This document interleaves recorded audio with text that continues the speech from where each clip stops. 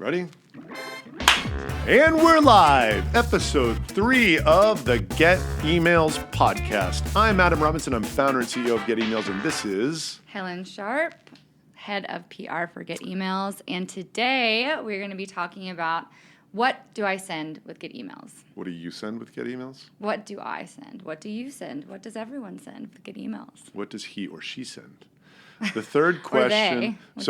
What do they send? What do they send?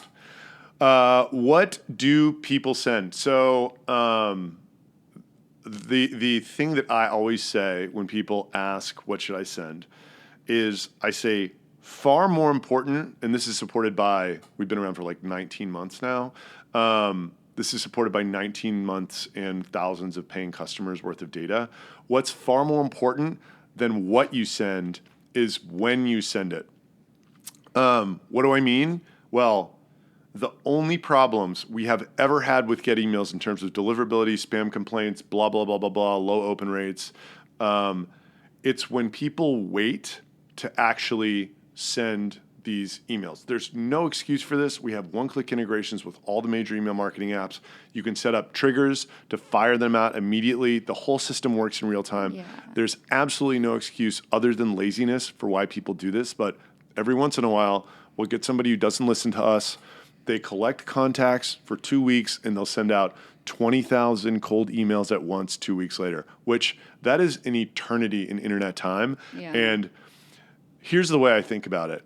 These days, if I'm on a website and someone hits me with an email from that website, like 15 minutes later, like, I'm not sure if I signed up for that email or not, but like, it's not an infuriating. It's fresh in your head. It's not I've been on the site. It's like, welcome. Like, thanks for stopping by the site. It's fresh in your head. Like, you're interested. You were on it. It's not like exactly 2 weeks later and you're like, wait, what is this? Yeah, again? exactly. Why am I getting an email? Like the infuriating event is no longer someone's contacting me from a brand that I recognize that I was interested in on their website 15 minutes ago. The infuriating event is I have no idea who this website is, which is what happens after 2 weeks. Mm-hmm. And they're contacting me over email, which is very annoying. Yeah. So I need to send immediately. You do. What do I send, hypothetically? Okay, so I'm going to break this into e-com and publishers mostly because those are the two main avatars we sell to. Mm-hmm. E-commerce is pretty simple. Every e-commerce company I know already has a welcome series that they send out. 3 parts, 5 parts, whatever, when people sign up for their website. Send that same warm-up series out, except change one thing and one thing only. In the subject line of the first email, instead of saying, welcome to blah, blah, blah, DTC product, blah, blah, blah. Instead of welcome to, say, thanks for coming by the site, exclamation point. Leave everything else the same. Mm-hmm. Literally copy and paste, change that first subject line, let it fly. Yeah. Make sure there's coupons in the email, offer heavy. It will work like a charm and print money. So that's e-com. Publishers,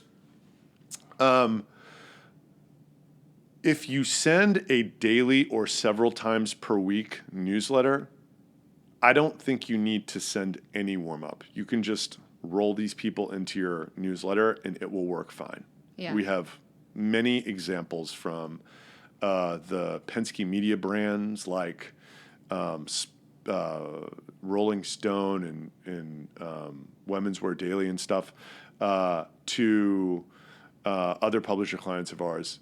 And they're not sending out any warm-ups and it's working fine because it's like a daily newsletter. Mm-hmm. Like fresh content coming in every day. If you're only sending once a week, I would say do a 1-part warm-up series as a publisher. Send something that's either your evergreen content or it's something that says, thanks for stopping by the site, and then like gives people a chance to like opt out maybe if they want. Mm-hmm. But you're going to have an opt-out link on it anyway.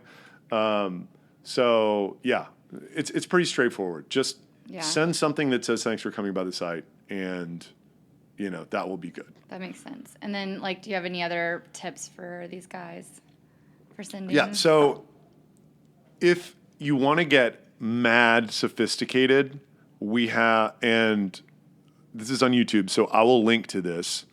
We have a blog post from Dr. Charles Livingston, who's like an internet marketing maven. It's an 11-part series.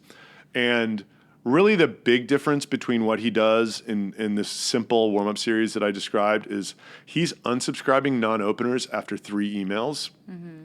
Because the odds that somebody's going to open it if they haven't opened it after 3 emails is like virtually nothing. So he unsubscribes people after 3 and then continues to like, warm them up. And then he puts them in his email list after like 10 or 11 emails. So check the notes on this. There'll be a link to that. There's all of his emails, all the templates, whatever. That is an advanced solution. Another thing we can do is some of the like very large brands are just worried about mixing these contacts in with their other contacts for the newsletters. We have solutions where we could send over different email service providers and make it work. If that's something that has to happen, it will work better if you do not do that, and you will have no problems. I promise you. But if that has to happen, then it's a possibility. Okay, cool. Well, that wraps up the What Do I Send?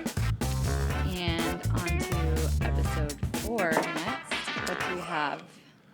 Episode 4. Actually, I'm going to skip that one. Okay. Yeah. Open rates. How big are they? Yeah, we get big open rates. Ooh, nice. Nobody believes it. Great. Well, until then, they see it. Yeah, got to test it out. Because we've cracked the code on getting people the most deliverable emails in the world for their brand. Awesome. That's why we're doing as well as we're doing. It's very exciting. Okay, well, that wraps it for episode 3, and we're off.